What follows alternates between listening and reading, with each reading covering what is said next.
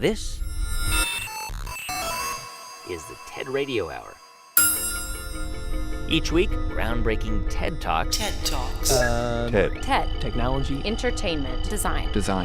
Is that really what it stands for? I've never known that. Delivered at TED conferences around the world. The gift of the human imagination. We've had to believe in impossible things. The true nature of reality beckons from just beyond.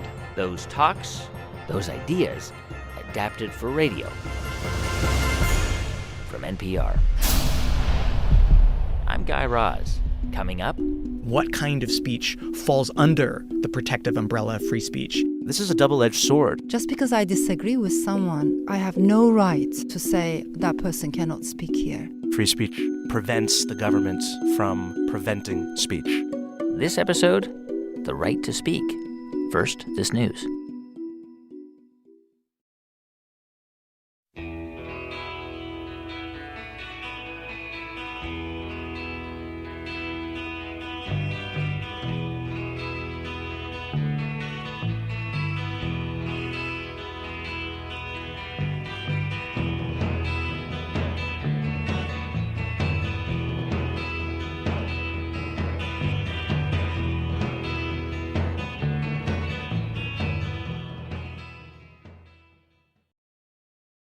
It's the TED Radio Hour from NPR.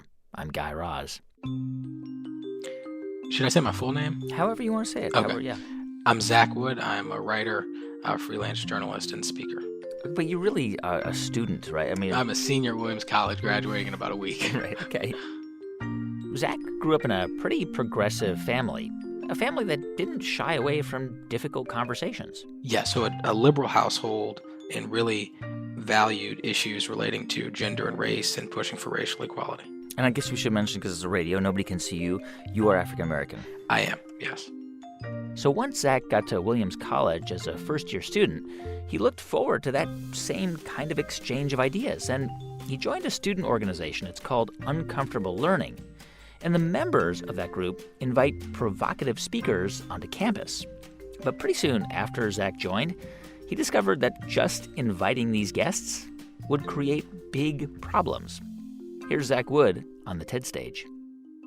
In 1994, Charles Murray and Richard Herrnstein co-authored The Bell Curve, an extremely controversial book which claims that on average, some races are smarter and more likely to succeed than others. Murray and Herrnstein also suggest that a lack of critical intelligence explains the prominence of violent crime in poor African American communities. But Charles Murray and Richard Herrnstein are not the only people who think this. In 2012, a writer, journalist, and political commentator named John Derbyshire wrote an article that was supposed to be a non-Black version of the talk that many Black parents feel they have to give their kids today. Advice on how to stay safe. In it, he offers suggestions such as, do not attend events likely to draw a lot of Blacks, stay out of heavily Black neighborhoods, and do not act the Good Samaritan to Blacks in distress. And yet, in 2016, I invited John Derbyshire, as well as Charles Murray, to speak at my school, knowing full well that I would be giving them a platform and attention for ideas that I despised and rejected. John Derbyshire he was a writer for the National Review. He has made claims such as intelligent, well-socialized African Americans are as rare as fancy commercial jets, right? So things like that. Very inflammatory, very incendiary. And he was a Trump supporter down the line. So why did you invite him to speak on campus? Well, at the time, I see Donald Trump is on the rise. I think it's important for Williams College students to understand what it is that he thinks, what his base thinks. You have this entire segment of the American electorate that supports him. And I don't think it's safe for us to assume that we know why. And I thought that it could be valuable to have someone on campus who could express this viewpoint, especially someone who's, written a lot in the National Review and been a part of various public forums and so forth, about why it is that they think Donald Trump should be at the helm and really articulating those views on immigration and race specifically. So what happened after you invited him? So I made the invitation, and I would say within about 5 minutes, it could have been less, I was getting all kinds of comments, people saying things, you're a traitor to your race, we can't believe you've done this, every time I looked down at my phone.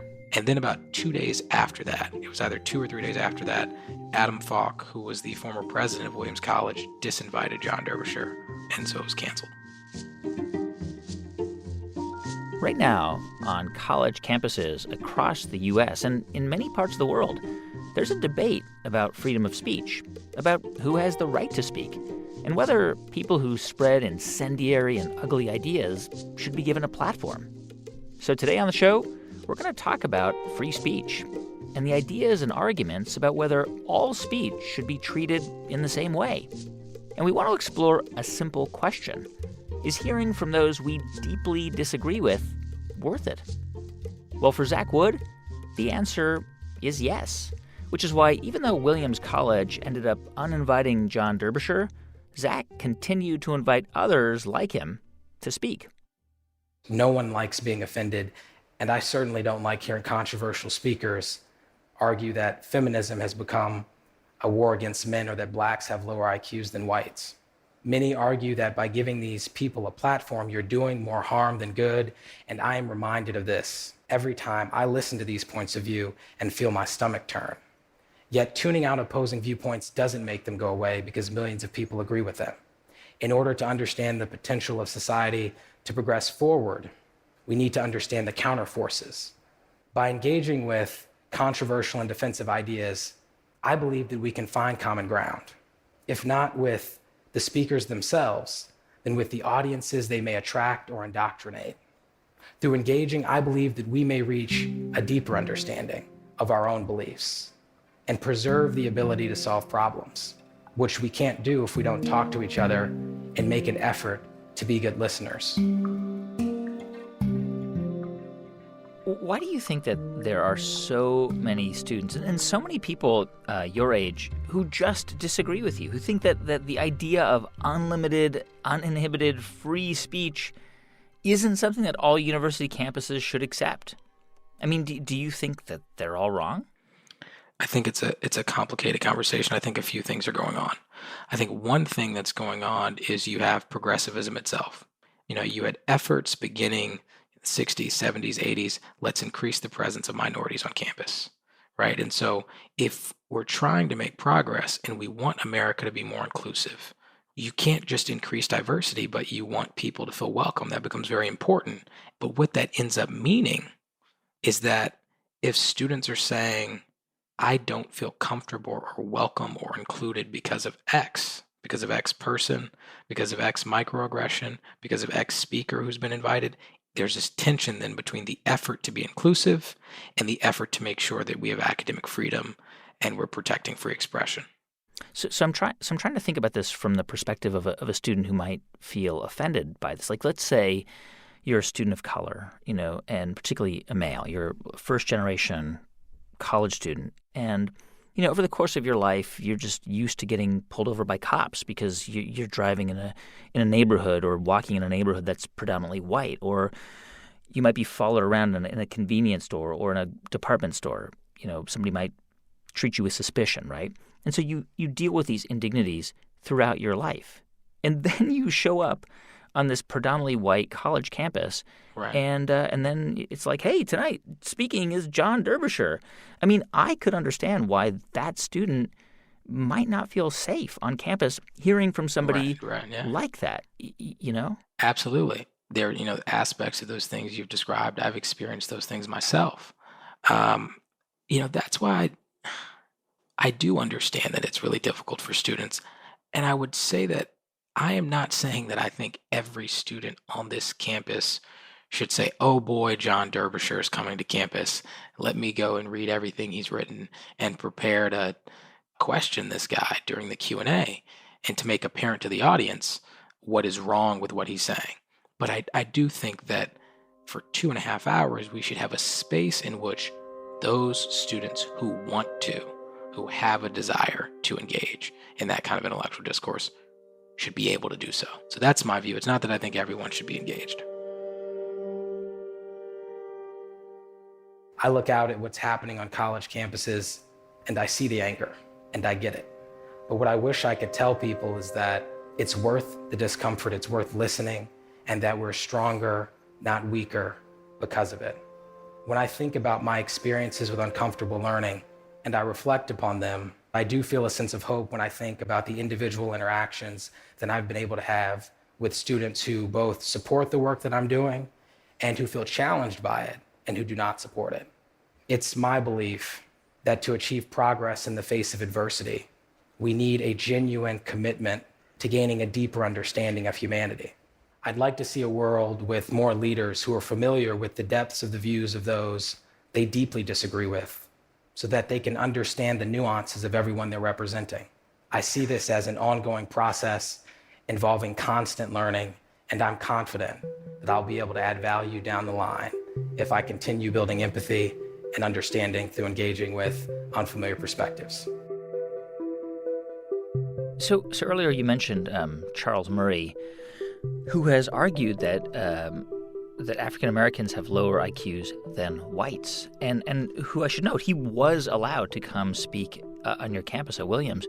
What is it that you wanted students to learn from him? So one, when he has 45 minutes to get up on stage, I want people to pay close attention to the logical flow of his argument, to the evidence he's providing, to the lack thereof, right? I want people to see what kinds of questions make him backpedal, what kind of questions make him pause, right? Where is he because this is, in the public sphere, in the political sphere, when you're getting things done, it's always going to be contentious, whether the issue is welfare, whether it's crime, whether it's taxation, it doesn't, right? And so understanding, strengthening your own arguments by really assessing what are the weak points and then trying to see what are the most effective ways for you to expose what's wrong with that argument, so that then the people in the audience who might be undecided or who might know a bit less now can see for themselves why it is that Charles Murray is wrong.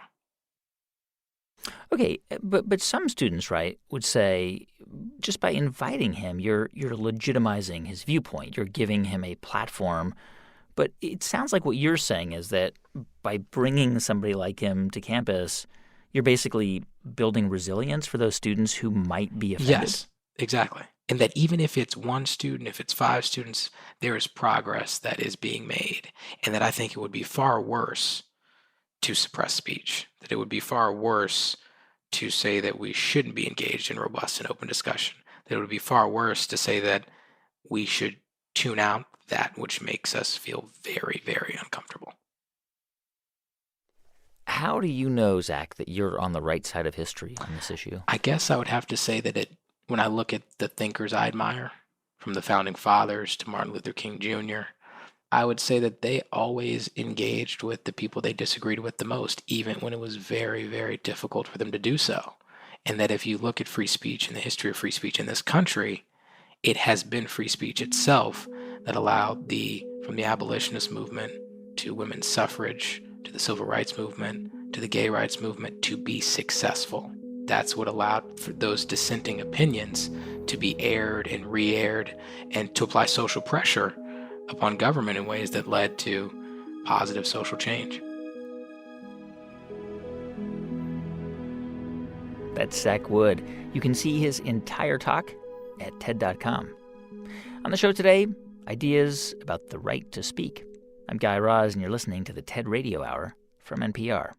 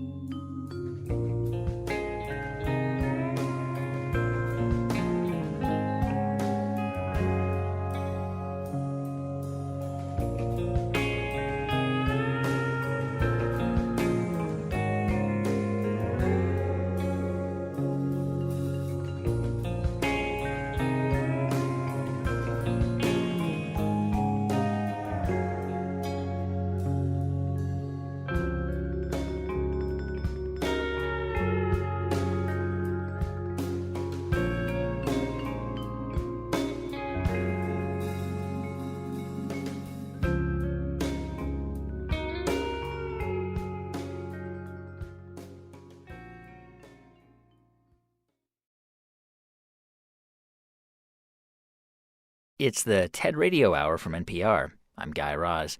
And on the show today, ideas about the freedom to speak, the freedom to offend, and whether we can agree about what all of it means. So how would you describe public conversations today, like our public discourse? Well, Stephen, I'm trying to get to the issue of the president's fitness, which a lot of people are questioning. And I'm getting to the issue of your freedom. What I said is you can pick anything you want. Time out. Finish what I was saying. Caleb, I need you to retract what you said. I think our public discourse is broken. This is Jeff Howard. He teaches political science at the University College London.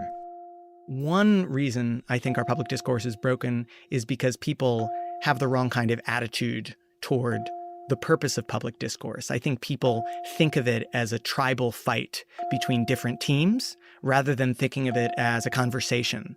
So I think when people participate in public discourse, they tend to think of themselves as tasked with scoring points for their side rather than engaging authentically, sincerely, honestly in public reasoning with their fellow citizens about the kind of society we want to live in. And I think that betrays a level of arrogance and certitude I think is inconsistent with the complexity and the difficulty of the kinds of questions that we face in public life. Is the U.S. a place that is sort of comes closest to having free speech, compared to any other country in the world? So I think there tends to be a very common way of thinking about the debate on freedom of speech, which is between people who are in support of free speech and then people who are critics of free speech. What kind of speech falls under the protective umbrella of free speech and what kind of speech doesn't? So the U.S. example is fascinating on this one. So I think one of the most important opinions in the United States was a Supreme Court case in 1969 called Brandenburg v. Ohio. Number 492, Clarence Brandenburg, appellant versus Ohio. And this was a case that concerned a Ku Klux Klan leader in Ohio named Clarence Brandenburg. And what he basically did is he organized a televised rally in which he, surrounded by his cadre of armed, hooded Klansmen, talked about the importance of white supremacy. And then they go on and they say the Jews should go back to Israel and the blacks should go back to Africa. And talked about the importance of taking vengeance on those who obstruct the cause of white supremacy. And he was arrested for this, for violating an Ohio law that banned advocacy of violent criminal conduct like terrorism. And he complained that this arrest was inconsistent with his rights to free speech under the First Amendment to the U.S. Constitution. We are dealing in this situation not with an address to an evil from which we must move back to a possible restraint upon First Amendment. For we are dealing with an entry particularly into the right and then a prescription upon the right as it might engender an evil. And the Supreme Court agreed with him. God save the United States and this honorable court.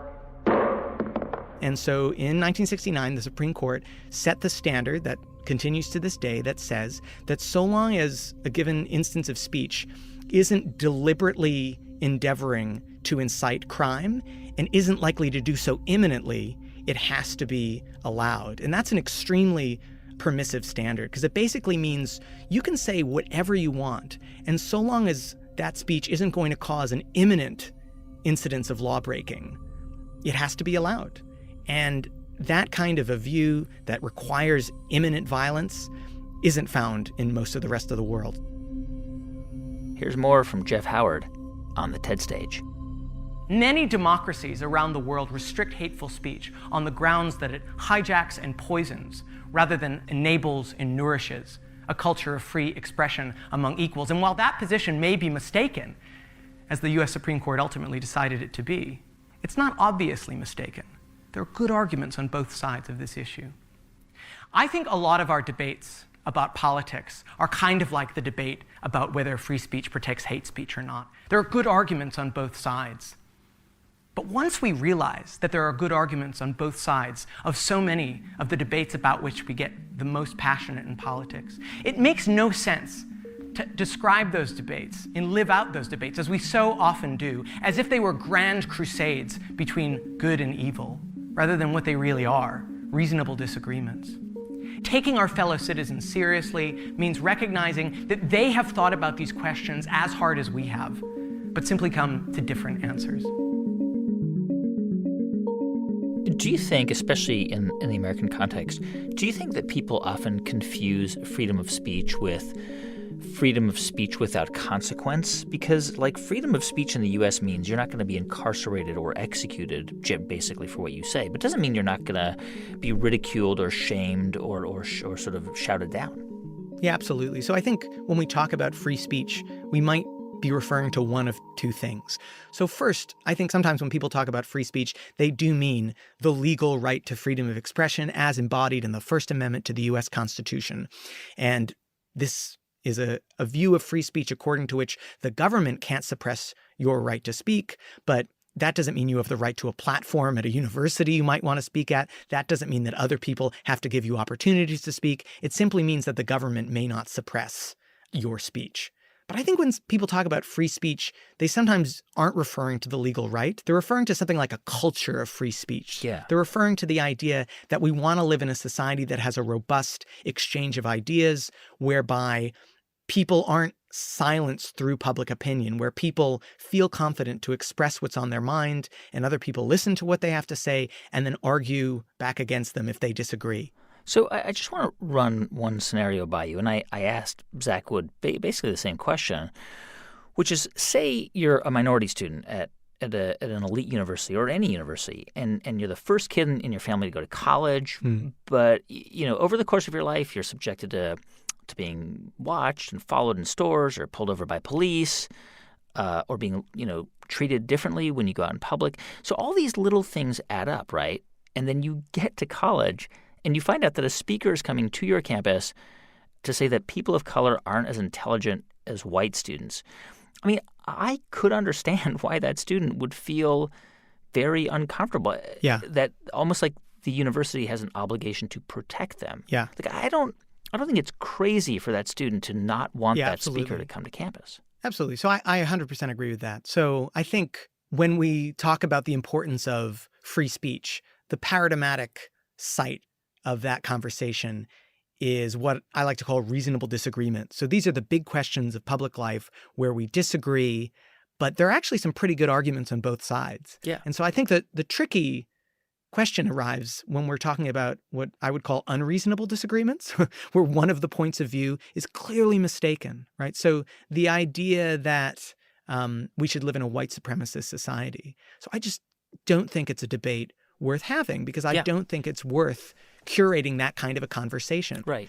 It does seem to me, however, that sometimes when there are big public debates going on in society that you might nevertheless think are unreasonable, it's worth having them out on campus just in case a significant portion of your society's population supports the unreasonable view. For example, you might think that Donald Trump is just the worst president in the world, that there's just nothing that could be said for him, that he's clearly terrible, and that he clearly shouldn't win re-election. So in this sense, you might think that this is people who disagree with you are being unreasonable.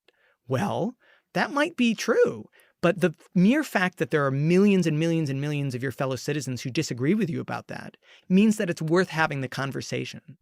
But I mean, judging by that standard, I mean, you could say, like, if you were to apply that idea and take us back to 1938, you could say, hey, look, many Germans support this man who believes that Jews are inferior and should be annihilated. So, we're going to have a speaker come and represent this point of view. I mean, you could bring somebody from a conservative country where the majority of people believe that gay people should be stoned to death, and you could say, well, we need to represent that view. Right? Like, I mean, you could justify any speaker using that argument, right? As long as you say there's a significant chunk of people who agree with this. Yeah. So I think one important distinction to keep in mind is between debates that are taking place on campus, where the purpose is to subject the speakers to a kind of gauntlet of rational interrogation. So you take a view that you think is reprehensible and you really lay it out on the table, and the counter speaker does a great job of explaining why it's such a terrible view. I think we need to distinguish between a case in which you have that kind of critical, rational debate from a case in which someone is giving a commencement address, or they're giving a single speech where they don't have to answer to a critic who's opposing their point of view.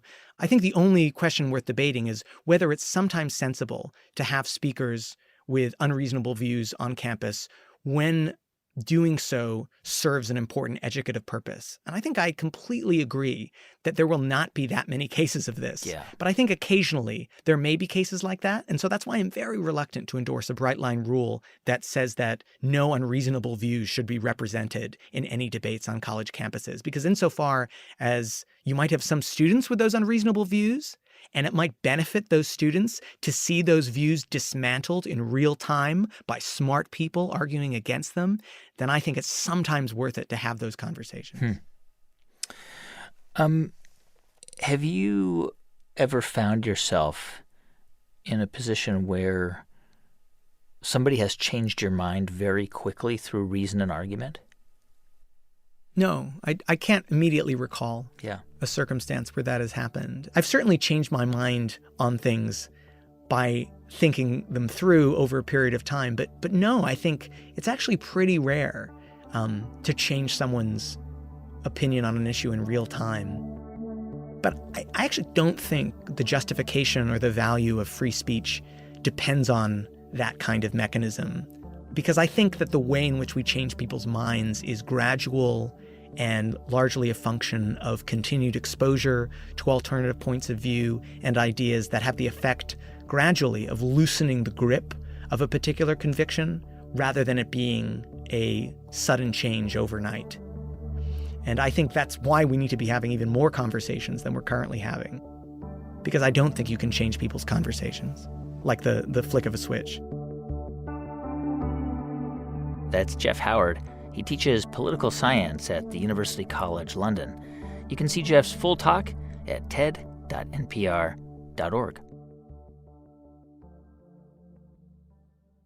When I say freedom of speech, what does that actually mean to you? How do you define that? I think it's one of the most crucial pillars of an existing democracy. This is Elif Shafak. She's a writer and visiting professor at Oxford. The way I see it, for a democracy to exist and to survive and to flourish, it is not enough to have a ballot box. We definitely need rule of law, separation of powers, definitely a free and diverse media, freedom of speech, and in addition to that, minority rights. Together with all those components, we have a healthy democracy. And Elif's ideas don't just come from a theoretical understanding of democracy. They actually come from her own experiences in Turkey. It's a country with a long history of restricting freedom of speech, including a recent law called Article 301, which Elif knows very well. When I published The Bastard of Istanbul, one of my earlier novels, because the novel talks about Armenian genocide, I was directly put on trial under Article 301, and I was accused of insulting Turkishness, even though nobody knows what that means. Article 301 is used against individuals in Turkey if they dare to talk about some of the dark chapters of Ottoman history. Why shouldn't we be able to face some of the saddest moments of our history? And celebrate the beauties as well. Why can't we take a more nuanced approach? So it's very dangerous when state elite decides what can be said, what can be written about, and impose their own official version of events on a whole society. Elif's trial took place in 2006. She was acquitted. But over the past 10 years, the situation in Turkey has gotten even worse. The country's president, Recep Tayyip Erdogan, has consolidated power and threatened democratic institutions. Freedom of speech on trial in Turkey. He's closed down newspapers and arrested hundreds of journalists. And opposition journalists are being prosecuted in a He's carried out purges in government, the judiciary, and academia. Almost 2,000 people who's been arrested for insulting Erdogan since... And he's polarized the population. And what we've seen in Turkey is this decline of the existing structure of democracy. We never had a proper democracy. It was always wobbly, it was always wounded, but it wasn't this bad. And unfortunately, as human beings, we tend to think that history always moves forward and that tomorrow is going to be much more progressive or advanced than today.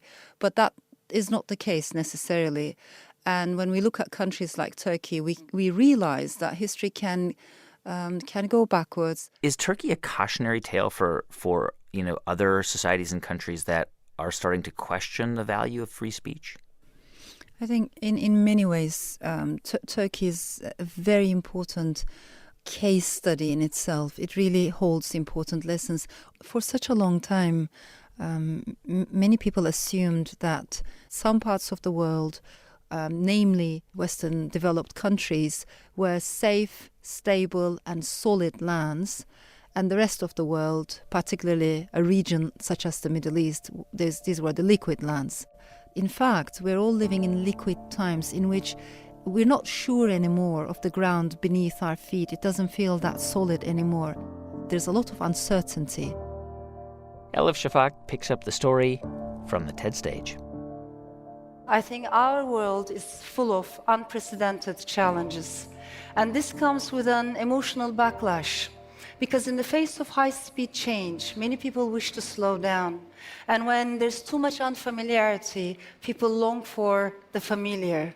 And when things get too confusing, many people crave simplicity.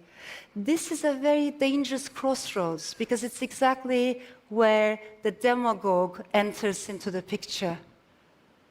The demagogue understands how collective sentiments work and how it's usually a he, can benefit from them. He tells us that we all belong in our tribes, and he tells us that we will be safer if we're surrounded by sameness.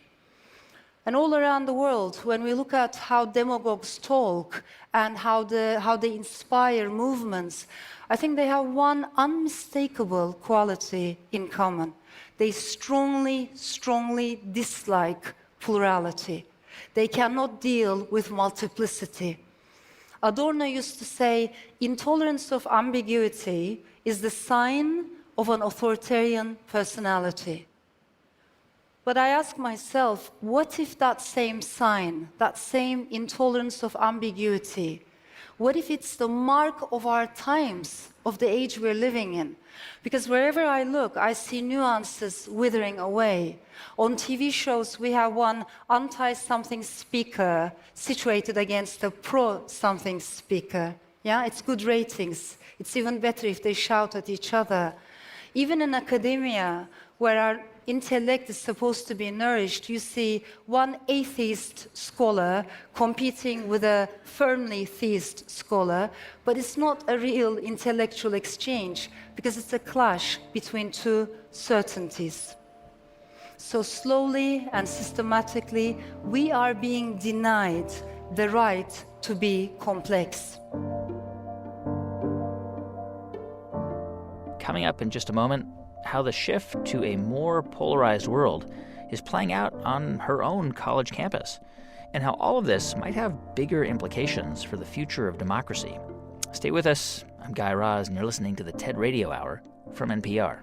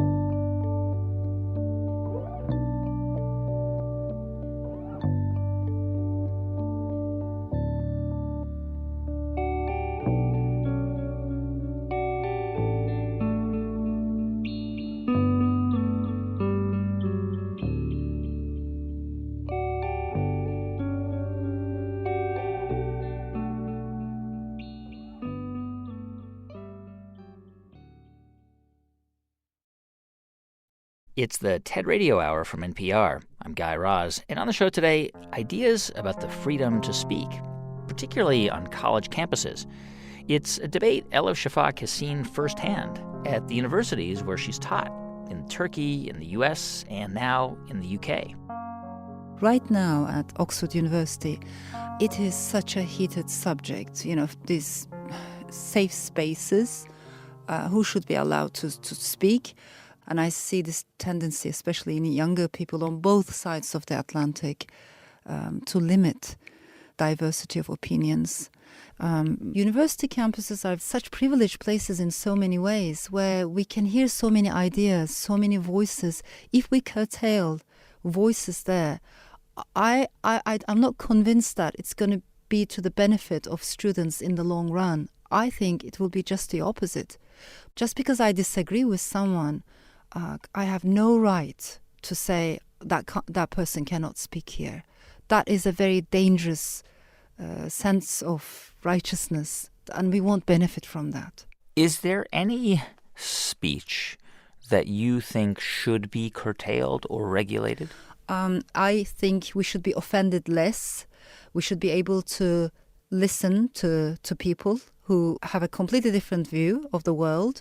However, I do have some red lines, indeed, because I come from a country where I have seen hate speech that incites violence, especially when hate speech targets minorities, individuals, people who are powerless. So I think we need to be careful about the kind of discourse that creates violence. But other than that, I think it's incredibly important to hear a diversity of opinions, especially on university campuses, where unfortunately there's a lot of anxiety, and maybe bitterness, resentment, anger.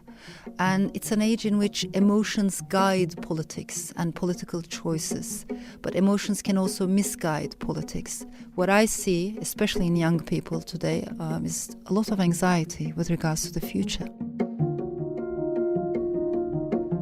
There comes a moment, it's like a tipping point or a threshold, when you get tired of feeling afraid, when you get tired of feeling anxious. And I think not only individuals, but perhaps nations too have their own tipping points. They want to divide us into tribes.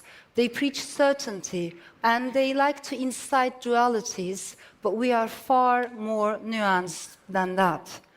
So what can we do? I think we need to go back to the basics. The Lebanese poet Khalil Gibran used to say, "I learned silence from the talkative, and tolerance from the intolerant, and kindness from the unkind." I think it's a great motto for our times. So from populist demagogues, we will learn the indispensability of democracy. And from isolationists, we will learn the need for global solidarity. And from tribalists, we will learn the beauty of cosmopolitanism and the beauty of diversity. I mean, essentially what you're saying is even those voices that I find so disagreeable allow me to reflect on how much I disagree with those voices and help me better sharpen my own positions and views? Yes, I sincerely believe in this life, if we're going to learn anything at all, we will be learning from people who are different than us.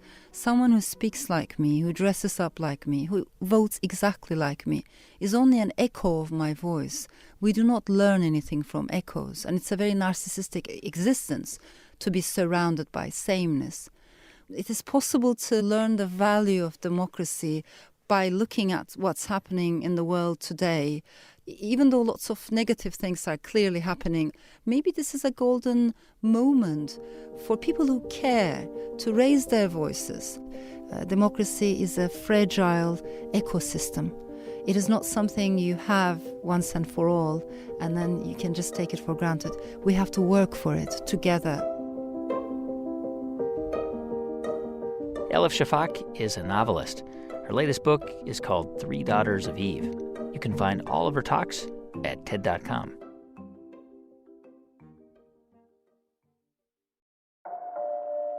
What is your sort of understanding of what freedom of speech entitles a person in a country like the United States to do? I think free speech prevents the government from preventing speech. You have the right to stand on a sidewalk and rant and rave? Yeah, absolutely. And nobody can put you in jail and nobody can arrest you? No, that's probably the greatest thing about this country. This is James Kirchick. He's a visiting fellow at Brookings. And about 15 years ago, James was a student at Yale. I was a freshman at Yale in the spring of 2003. And that semester, James was caught off guard when someone he strongly disagreed with was invited to speak on campus. The African American Cultural Center on campus had invited a poet by the name of Amiri Baraka, who passed away several years ago, and he was notorious at the time for having published a poem called Somebody Blew Up America. And in this poem that he had written, he alleged that the government of Israel had warned all Israelis in Manhattan not to go to work at the Twin Towers that day. And he was invited to basically read this poem at Yale. To read that poem? Yes. Somebody blew up America. They say it's some terrorist, some barbaric Arab in Afghanistan. And American terrorists. It was a fairly traumatic experience for me. I mean, I grew up in a fairly well-to-do Boston suburb, had never experienced real anti-Semitism in my life before. And then to come to Yale as a freshman and see something like this happen was disturbing. And my instinct was not to, shout Mr. Baraka down. I was a columnist for the Yale Daily News, the school newspaper. So I went to the event, and I sat in the back of the room. Who backed Batista, Hitler, Bilbo, Chiang Kai-shek? Who? And I took notes, like a journalist does. And I actually asked a question. I said, you wrote this poem where you make this assertion. Who knew the World Trade Center was going to get bombed? Who told 4,000 Israeli workers at the Twin Towers to stay home that day? Now that the poem has been read, I'm asking you a factual question. Do you actually believe that the government of Israel wasn't one thing and the other? He looked at me and he said, in front of a room full of my peers, 200, 300 people, it looks like you have constipation of the face and you need a brain enema. And then everyone in the room laughed. So it was a really traumatic experience to witness this. James Kirchick reflected on that experience from the TED stage. Now, I look back on this event because it played a major role in my maturation from a teenager into an adult. In my experience at Yale of confronting very difficult ideas and vexing personal situations has informed the way that I look at the debates that are raging across this country and indeed the world about freedom of speech. Freedom of speech is the most important right that we have as citizens in a liberal society. It is the freedom, the right upon which all other freedoms are contingent. And we are incredibly lucky to live in a country where we have something called the First Amendment. Only 13% of the world's population live in countries that protect freedom of speech. Now, I'm often asked, as a Jewish person and a gay man, how can you support the right of bigots and homophobes and anti-Semites to spew their hatred and their bigotry? To which I respond, it is precisely because I'm these things that I think we have to defend the rights of everyone equally to be able to have free speech. Let's just sort of talk about this idea of speech for a moment. Why, in your view, should these universities, should these campuses, why is this idea of allowing anybody to come speak so important? Why do students need to hear viewpoints that may cause anxiety or trigger, challenging emotions? Because that's life. We have a president who, triggers challenging emotions among many of us on a daily basis. You can't avoid it. And you're not going to avoid it in your daily life. You're going to encounter people who disagree with you. And if going to college or university is about preparing you to be a good, able, capable citizen, which is how I think most institutions of higher learning advertise themselves, then learning how to deal with people who disagree with you civilly is a fundamental part of it. Universities are not they're not required to allow anybody to speak, right? The First Amendment doesn't apply to a college campus necessarily. Obviously, schools and universities are under no compulsion to invite certain people. But look, do I think it's a good idea that college Republicans are inviting people like Milo Yiannopoulos and Ann Coulter to campuses? No, I think it's a bad idea because I think that there are better people to advance the conservative or Republican point of view than these two particular personalities.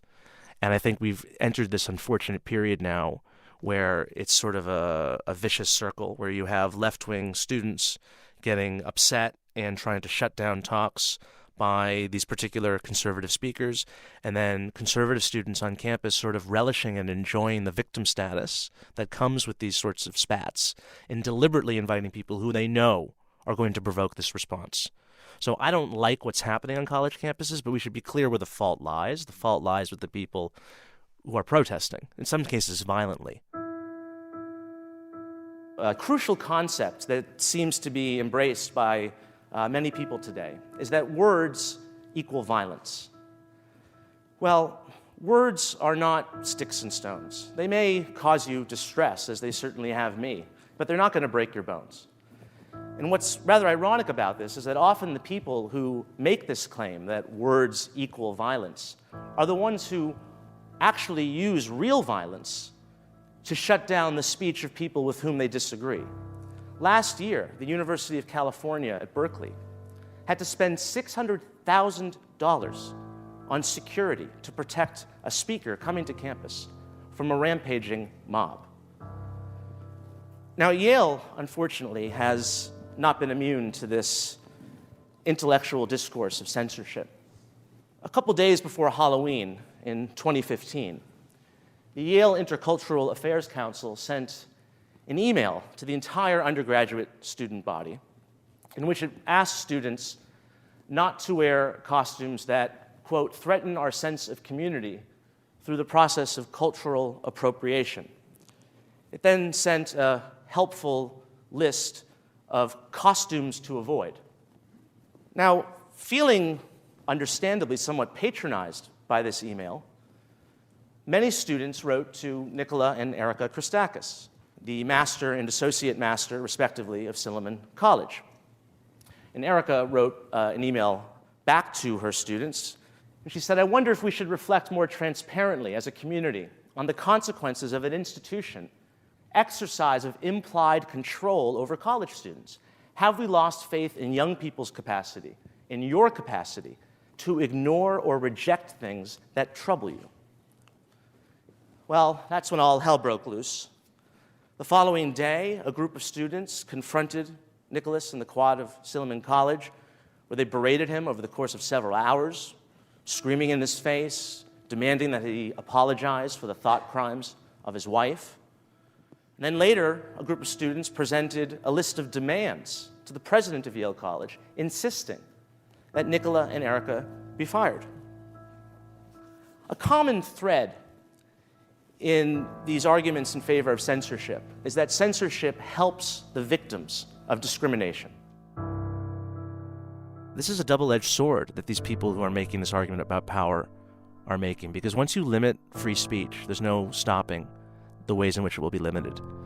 And free speech has actually been the greatest tool of people without power in this country, whether it was civil rights activists who used the right to assemble and speak to make their case, and they eventually made their case successfully to the American people, or whether it was gay activists. I mean, the gay rights movement, as we commonly understand it, started after police violated the association rights of gay people at the Stonewall Bar in New York in 1969, and they fought back. So it's using the right of free speech that has allowed the powerless to actually achieve more power. Do you think what's happening now on some university campuses in the U.S. and even in some other countries is unique to this generation of students, or do you think that something else is going on? I think there is a fundamental difference. I graduated from Yale in 2006, and when I look back on the Halloween costume controversy and other controversies that are happening across campuses today, something snapped in the past couple of years. There is a different notion of what freedom of speech means. If you look back at the last great student revolt in the United States was in the late 1960s, and you look at the free speech movement at Berkeley, what was that about? It was about protecting the rights of, left-wing, anti-Vietnam War student protesters having the right to speak. They wanted to resist power, and they wanted to resist the governments in cahoots with their universities clamping down on their freedom. What are students now calling for? They want to collude with power. They want to collude with the administration and the government to shut down people with whom they disagree. It's a complete and utter opposite of the spirit that the student protesters in the 60s were fighting for. What do you see as the downstream consequences of universities basically saying, we are not going to allow this speaker or that speaker or this speaker or that speaker? The downstream consequences of that, you actually have people who should be allowed to speak on college campuses. You're going to see them be banned because there's going to be someone who's going to get up and say, well, this person offends me. This person is a racist, or this person's a fascist or a communist. It could be left or right. There's no end to it. There's this term it's used all the time in these debates, slippery slope, but it's there for a reason because it's true. You are not optimistic about this. Well, unless we have more university leadership, presidents and deans and administrators being very clear in the way that, say, the University of Chicago has been in, issuing a statement to all incoming freshmen. There are no safe spaces here. There are no trigger warnings. You're going to be made uncomfortable by things that you hear. And, the university's not going to come in and we're not going to comfort you. Unless we see more institutions taking that tack very early on, then I think we're going to have this drift into more and more forms of censorship, coddling, once you open the door to this sort of thing. James Kirchick is a visiting fellow at Brookings. You can see his full talk at ted.npr.org. Choctaw freedom I can't call no. Choctaw freedom just a word, yeah. Choctaw justice I can't call no. Uncomfortable, you got to get uncomfortable. Uncomfortable, you got to get uncomfortable. Hey, thanks for listening to our show on the right to speak this week. If you want to find out more about who was on it, go to ted.npr.org. And to see hundreds more TED Talks, check out TED.com or the TED app. Our production staff here at NPR includes Jeff Rogers, Sanaz Meshkinpour, Janae West, Neva Grant, Rund Abdel Fattah, Casey Herman, Rachel Faulkner, and Diba Mohtasham, with help from Daniel Shukin and Lawrence Wu. Our intern is Megan Shellong. Our partners at TED are Chris Anderson, Colin Helms, Anna Phelan, and Janet Lee. I'm Guy Raz, and you've been listening to Ideas Worth Spreading right here on the TED Radio Hour from NPR.